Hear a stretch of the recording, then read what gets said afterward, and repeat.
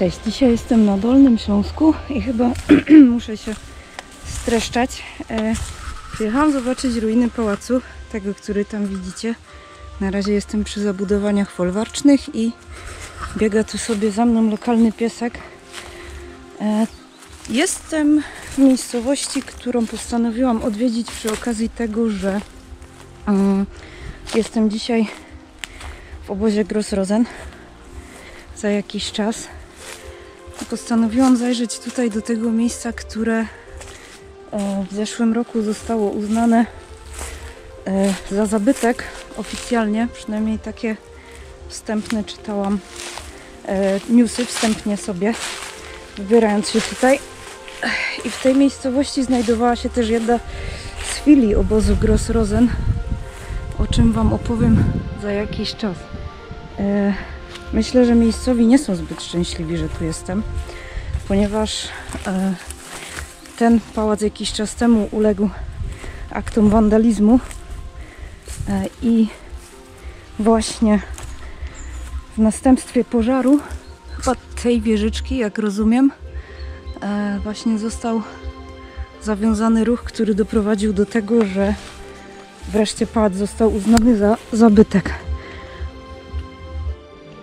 Dzisiaj jestem sama, znaczy osobę towarzyszącą mam w samochodzie, ale zdecydowanie nie chciała tutaj iść, a zobaczywszy tabliczkę teren prywatny, o pierdziu, o cóż, widać, że się paliło. Nie spędzę tu dużo czasu. Czuję się nieswojo, kiedy jestem sama.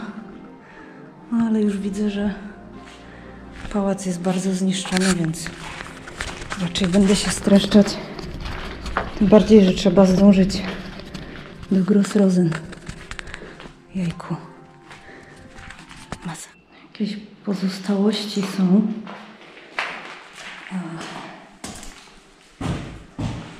O, tylko jakieś dziwne artefakty.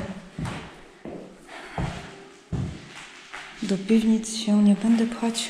Podłoga jest strasznie zgniła. Coś. Jeszcze więcej takich tajemnych przejść.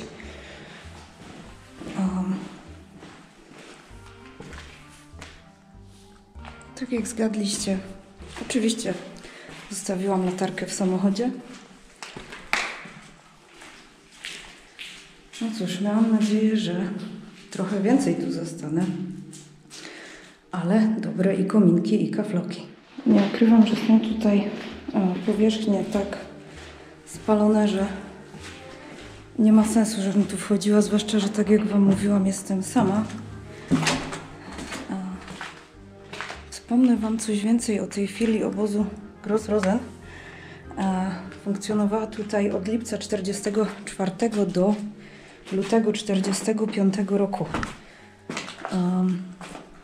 I prowadzona tutaj była produkcja podzespołów do, moi drodzy, myśliwców nocnych FW PA-154. Było tutaj łącznie 5 baraków. 3 z nich zasiedlało ponad 600 więźniów. Byli to głównie Polacy. Ofiar szacunkowo było około 90. Natomiast ci, którzy przetrwali, zostali zmuszeni do wzięcia udziału w tak zwanym Marszu Śmierci, czyli piechotą szli do wskazanego przez Niemców obozu i w tym przypadku był to obóz Mittelbau-Dora w Nordhausen. Plusem pożaru jest to, że większość wejść, Boże, czy ja się denerwuję? O, fotel z malucha, została starannie zamurowana. A tam się nawet nie wcisnę. Nie wiem, czy widzicie, tam są schody.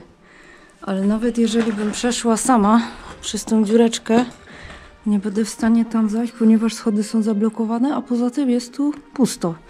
Jest to pustostan. Nie warto ryzykować. Także obejdę jeszcze pałac w miarę możliwości. Generalnie przy wejściu z obu stron na teren pałacu są ogrody. Siedzą tu ludzie i jest tu jakiś festyn we wsi, więc jestem dzisiaj intruzem naprawdę powielokroć. Idę sobie jeszcze tutaj. Zobaczymy, co tu się znajdowało. Czy da się tu coś więcej ugrać? Ale chyba tu wejście też jest zamurowane. Czy wiecie co? Dobrze, bo im mniej możliwości aktów wandalizmu na takich zabytkach, tym lepiej. Okej. I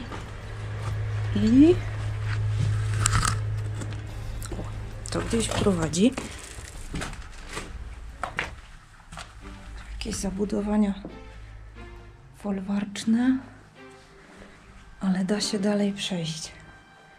Dobra, odpalę chociaż latarkę z telefonu, tam się coś dzieje w tamtej części, widzę. Mój problem oświetlenia jest jak zawsze spory. Tu mamy na przykład opony z traktora, mamy też meble, jakieś stare okna, skute kafle, widać, że stare. To jest to wejście, gdzie z drugiej strony próbowałam wejść. I tu mamy schody. Myślałam, że one były czymś przysłonięte, a tu po prostu, zobaczcie. O. W ten sposób to było rozegrane. Tu prawdopodobnie była taka fontanna, z której można było się napić wody. Coś tu wydaje jakieś dźwięki, więc ja już po prostu mam pełne gacie. Coś tam trzeszczy. Ważne, że coś, nie ktoś.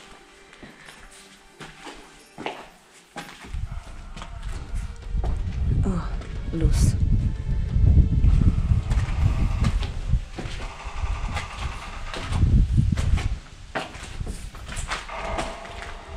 No cóż, mam nadzieję, że nikt mnie nie zauważy. Chyba by był przypał z Leksza. O Jezu, tu jest otwarte na oścież wejście, ale tam chyba ludzie mieszkają. Tam widzę, że nie ma nic takiego. Ja pierdzielę.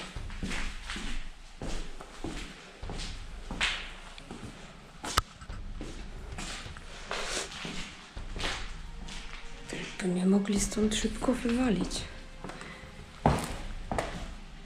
Znowu jakiś fotel. Oh my gosh, masakra. Czemu to tak zawsze jest, że jak jestem sama, to są najgorsze przypały po prostu. Wjeżdżałam tam, nie było nic ciekawego. Tam kiedyś musiała być ta część mieszkalna w czasach PGR-u. Wolę szybko zobaczyć, co jest tutaj i się ewakuować. Czemu to te drzwi trzeszczą?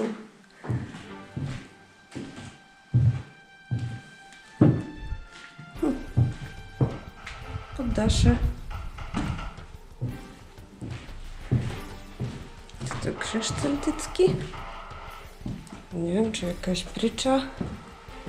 Grill. No cóż, na tą wieżyczkę na pewno wejścia nie będzie.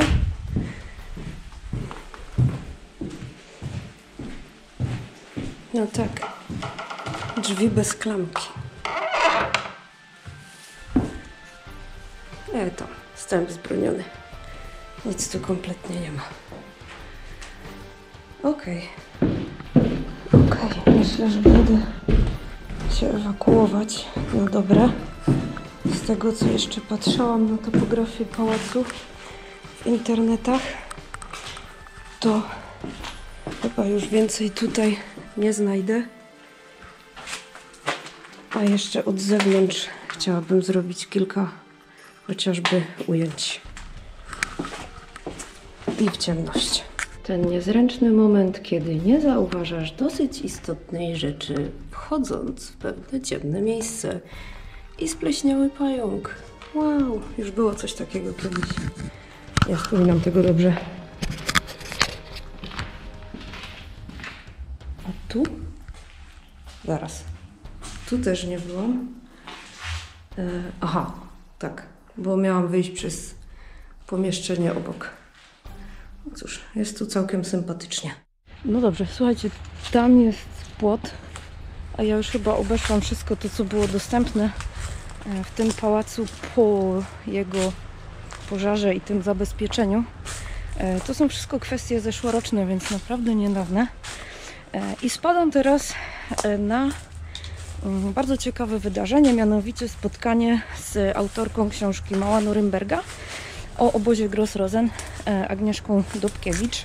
Jeżeli chcecie zobaczyć mój film o Gross-Rosen, to tylko wystarczy kliknąć tutaj i właśnie sparzyła mnie pokrzywa. No i cóż, moi drodzy, w otoczeniu tego naszego pięknego śląskiego dziedzictwa, choć trochę sfatygowanego, żegnam Was i mam nadzieję, że do następnego. Tu jakieś zwierzę kursuje. Tu wam mówię, na 100% kursuje jakieś zwierzę.